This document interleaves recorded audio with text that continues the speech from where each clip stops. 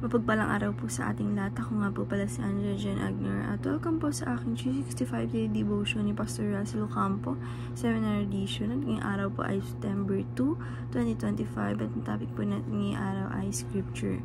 Ano ang success ayon sa Bible?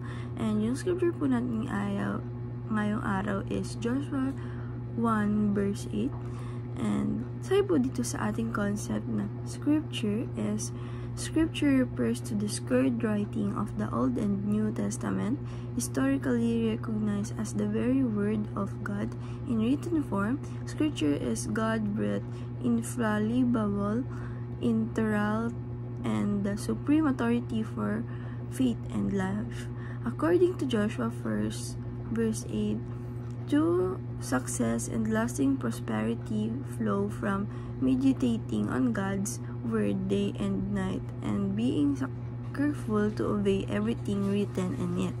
And sa yung scripture po natin na sabi po dito sa ating scripture na Joshua chapter 1 verse 8, keep the book of the law always on your lips, meditate on it day and night, so that you may be careful to do everything written in it. Then you will be prosperous and successful.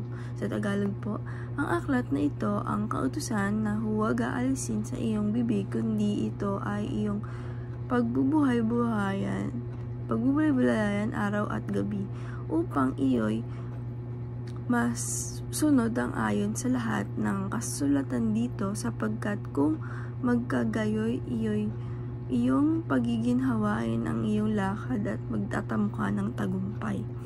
And yung sabi po dito sa ating teaching number 1, true success cannot be measured by money. Sabi po dito na yung success ay hindi po yan basta lang daw po na measured sa mga pera, kundi ito po ay ang true success talaga ay nare-record na kung saan, kung alam mo ba, meron ka bang faith sa buhay mo. Ito po yung natawag natin na true success na may lasting prosperity, nagpo-flow doon sa life mo. And teaching number 2, true success is living the fullness of life.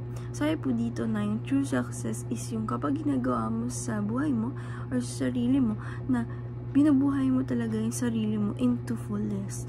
And teaching number 3, true success is made accessible to you through the Bible.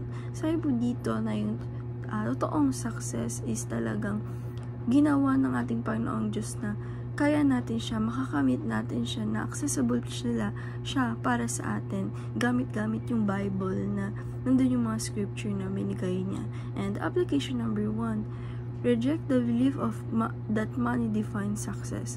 Sabi po dito na alisin po natin sa sarili natin or sa life natin na yung sinasabi po na alisin natin yung paniniwala na kapag ikaw maraming pera, ito yung dinidefine na success ka na. Hindi po. And application number 2, read and meditate on the teaching of the Bible. Sabi po dito na apply po natin sa sarili natin or sa life natin, nabasahin po natin and meditate natin yung Bible, yung mga teachings na Bible, day and night. And the application number 3, run after success as revealed and defined by God. Sabi po dito na apply po natin sa sarili natin or sa life natin, na lagi po natin basahin yung scripture na ito po yung success na nagre-revealed sa ating Panginoong Diyos. And then lang po ngayong araw. Maraming salamat. God bless.